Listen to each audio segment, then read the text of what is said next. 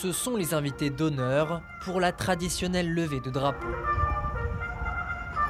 Les élèves de l'école primaire de Marolles sont les premiers à visiter l'établissement de ravitaillement sanitaire des armées basé sur la commune.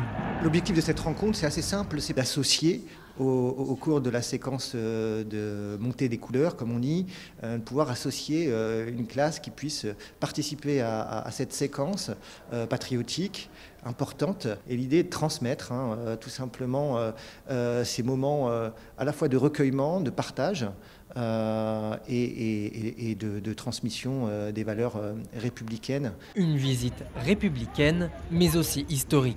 Ici, avant, il appartenait aux Américains qui avaient construit. Ici, c'était un dépôt médical et de l'autre côté, on avait un hôpital de réserve.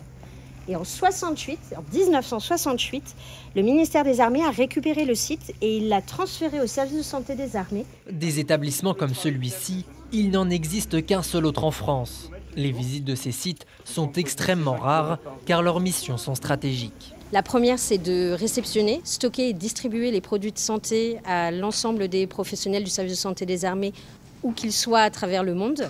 On a ensuite une seconde mission très importante qui est la constitution et l'entretien des unités médicales opérationnelles.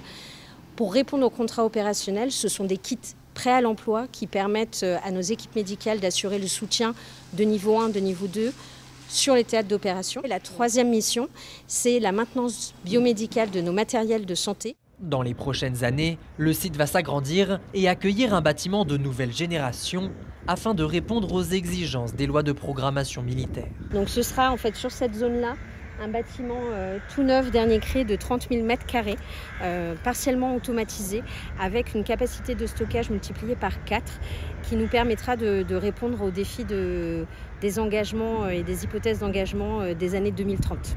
Une armée qui ne prépare pas que ses équipements au futur et espère peut-être susciter des vocations.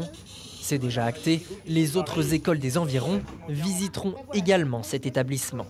Qui permettent d'envoyer jusqu'à l'autre bout de la planète.